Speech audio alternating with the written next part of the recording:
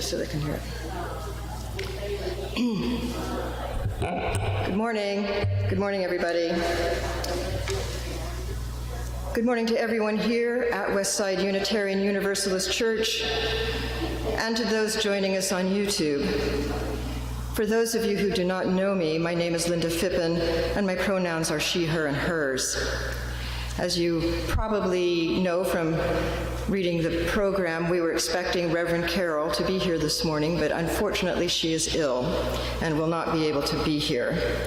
However, she has provided a written version of the sermon that she planned to deliver, and I and other members of the congregation will be filling in for her today. Whether you're here in the sanctuary or joining us on YouTube, we are very glad you're here. Westside is a welcoming place where every person is valued, regardless of their chosen faith or belief system. Due to the need for enhanced precautions because of increased transmission of COVID in our area, we will not be able to have coffee hour here in the sanctuary. At this time, we will also not be having Zoom coffee hour because attendance has been rather scant for that, and we're really short on worship associates to manage the coffee hour as well. If there are any changes in the plans about Zoom coffee hour, we will let you know in the newsletter. As usual, there are some announcements which I will go through briefly, as they may also be found in the order of service and will appear on the screen if you are viewing on YouTube.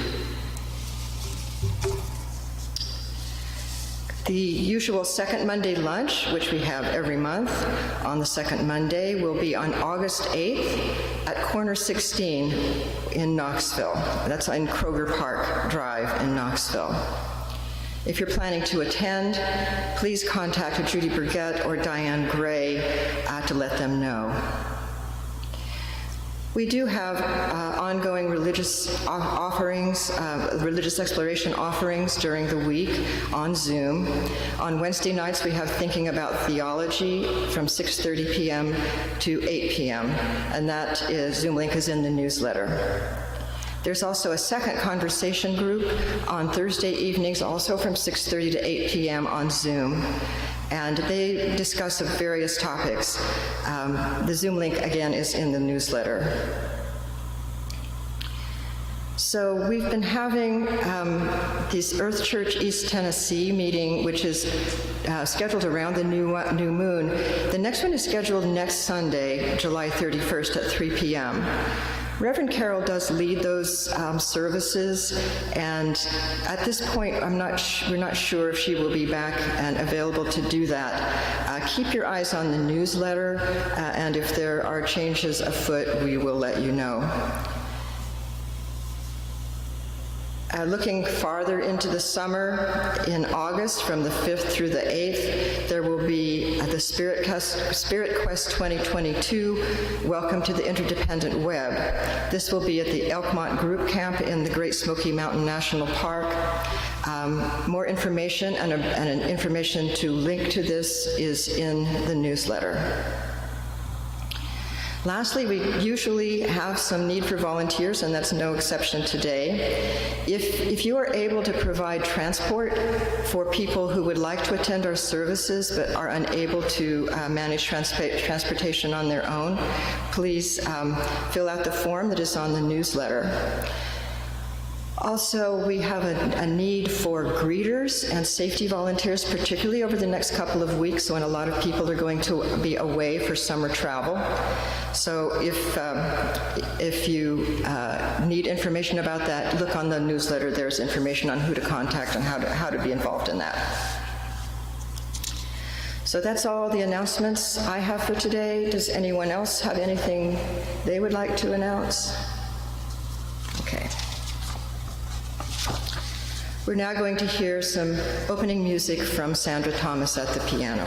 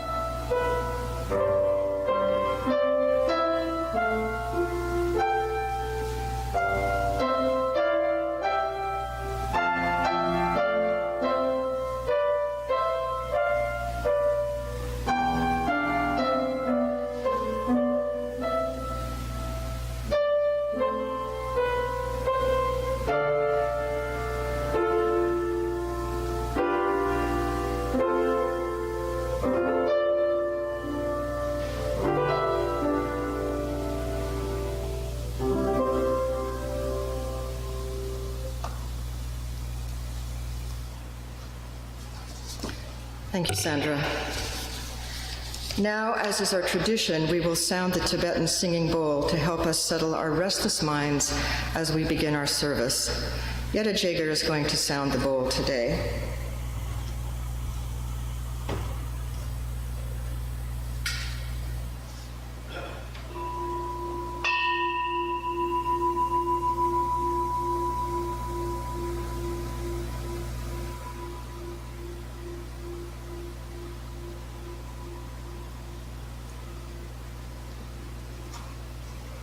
Yetta, I'm going to ask you to stay up here and light the chalice as well.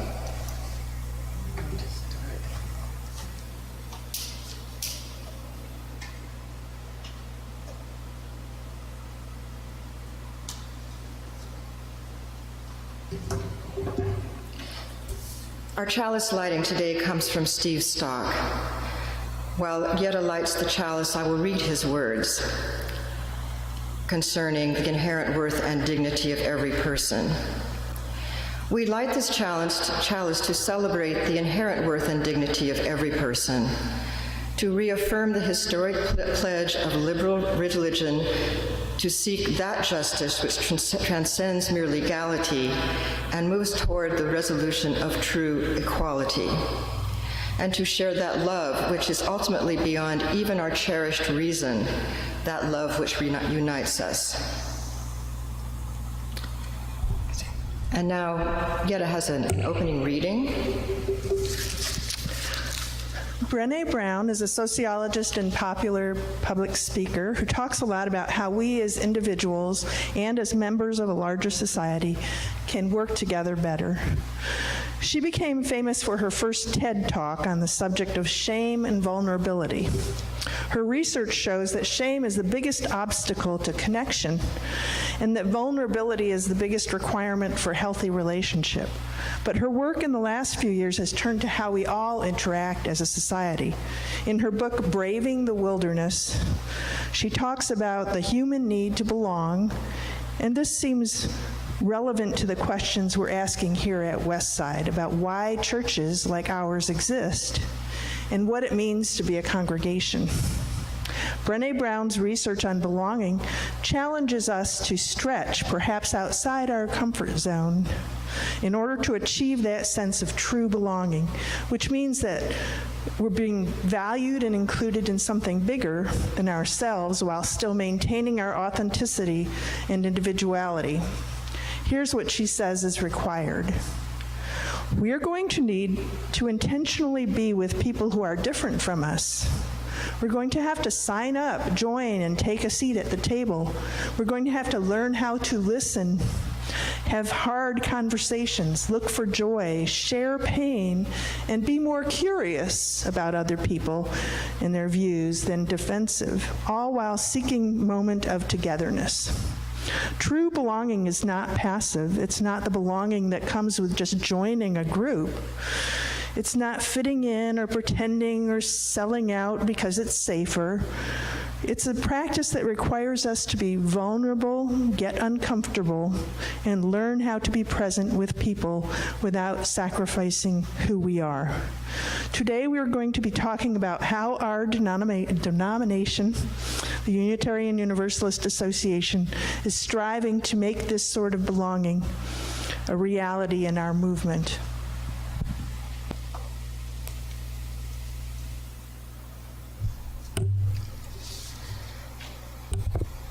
We will now receive an offering for the support of Westside and its mission and service to the congregation and the community.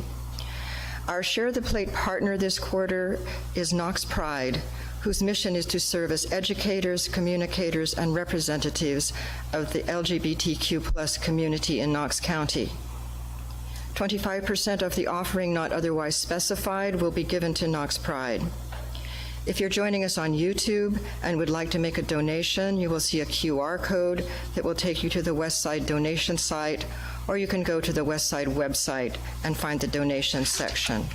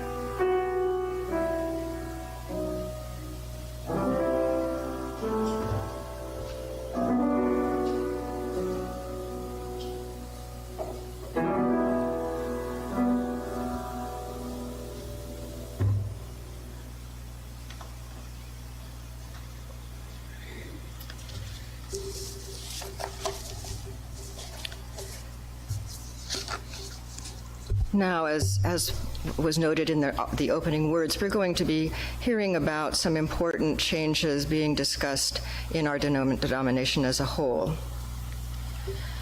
So most of us as UUs are at least loosely familiar with our 7 principles, and many of us are also familiar with our 6 sources. But we may not know much more about where those things came from, who invented them, and why they are the foundation of our movement. So first, a little history. The first version of these core statements was created in 1961 when the Universalist Church of America and the American Unitarian Association merged. But this set of statements looked quite different than our current list of principles and sources, which were largely adopted in 1985. Here's that original set of statements which ruled our denomination for its first 24 years. I'm quoting. In accordance with these corporate purposes, the members of the Unitarian Universalist Association, dedicated to the principles of a free faith, unite in seeking, 1, to strengthen one another in a free and disciplined search for truth as the foundation of our religious fellowship. 2, to cherish and spread the universal truths taught by the great prophets and teachers of humanity in every age and tradition, immemorially summarized in the Judeo-Christian heritage as love to God and love to man. 3, to affirm, defend, and promote the supreme worth of every human personality, the dignity of man, and the use of the democratic method in human relationships. 4th, to implement our vision of one world by striving for a world community founded on ideals of brotherhood, justice, and peace. 5, to serve the needs of member churches and fellowships, to organize new churches and fellowships, and to extend and strengthen liberal religion. And finally, 6th, to encourage cooperation with men of goodwill in every land. The UUA bylaws themselves require that the principles should be reviewed every 15 years. But the most dramatic changes to this original list came at the urging of the UU Women's Federation, who wanted our bylaws revised to remove sexist language, and from a parallel movement to acknowledge care for the earth. So in the 1980s, a committee was created to work on revisions of the principles that resulted in adding the 7th principle, referring to the interdependent web, splitting the original list into principles and sources, and removing explicitly sexist language. Our hymnal was also revised at that time with the same motivations. From the late 1980s until just a few years ago, that version of the principles and sources has been the center of our denominational identity. And that brings us to our latest revisioning of Article 2 of our bylaws, the section that contains these principles and sources. At the General Assembly 2017, there was discussion of amending the principles to add an 8th principle, addressing racism, and amended the first principle, addressing non-human life. The 5th principle was the subject of a report in 2009, which dealt with the ways in which General Assembly and other UU gatherings do and don't embody an inclusive democratic process. The 7th principle has also been the subject of discussions about possible amendments. So, over the last few years, there have been a number of committees, resolutions by the General Assembly, and grassroots movements encouraging us to revise these basic statements once again. Hence, the UUA Board established an Article 2 study commission to consider possible amendments. Those amendments will be proposed in January of next year, 2023, and voted on in subsequent General Assemblies. For the last few years, the Article 2 Study Commission has been soliciting input from various UU groups and individuals on these questions about moving our denomination forward. And probably the most visible portion of this discussion surrounds adding an 8th principle to the existing 7. The 8th principle, which has already been adopted by a number of congregations as part of their own covenants and statements of principle, reads as follows. We, the member congregations of the Unitarian Universalist Association, covenant to affirm and promote journeying towards spiritual wholeness by working to build a diverse, multicultural, beloved community by our actions that accountably dismantle racism and other oppressions in ourselves and our institutions. The 8th principle was originally developed by Paula Cole-Jones and Bruce Pollock Johnson because they saw that, relying on our existing 7 principles, we can perceive ourselves as good UUs following our 7 principles, and yet not be required to address racism in any way. Thus, the movement to add an 8th principle is motivated by the desire to create accountability for us, adding active work to dismantle racism to our covenant with one another. The 2 groups in our movement that are most actively and publicly supporting the 8th principle are the BLUU, which is the Black Lives of UU Organizing Collective, and DRUUM, which is the Diverse Revolutionary UU Ministries. These groups remind us that Unitarians and Universalists and our movement as a whole have a spotty history on the subject of racism, with a number of instances of starting initiatives, then defunding them, or otherwise having them falter after an initial burst of energy. What then would an 8th principle mean for us here at Westside? This 8th principle does not say we will merely think or feel anti-racist. It says that through our actions, we will, quote, accountably dismantle racism and other oppressions in ourselves and in our institutions, end quote. So what does that mean? It might mean exploring the ways we do worship or present ourselves to the community or engage in social practices. It might mean addressing our inherent racism head-on with workshops and classes. It might mean looking at our land use or who we think of as potential members. It might mean doing many of the things Brené Brown talks about as necessary to true belonging. There are a number of changes being explored by the Article 2 Study Commission, and the 8th principle is only one of those. Other suggestions include eliminating the sources altogether, as they suggest priority of some traditions, Judeo-Christian ones specifically, over others, and replacing them with broader value statements. Also, changing the language of the first principle, the inherent worth and dignity of every person, to language that reflects the inherent worth and dignity of non-human beings. And any number of other possible revisions of our basic principles and sources. But all of these possible changes have one common thread. They ask us to expand both our understanding and our accountability as members of the Unitarian Universalist denomination. You can learn more about the Article 2 Study Commission and the Eighth Principle projects, because they do have websites that you can go to and find out more information. And as specific changes are formally proposed, we'll be sharing them with you through worship services and through the newsletter. One of the most basic qualities of Unitarian Universalism is that it is meant to be a living tradition, constantly evolving to meet the needs of new times, new understanding, and new passion. We are not meant to be static or unchanging, but rather to continually recommit to broader and broader understandings of who we are and how we might build the world we dream of. May it be so.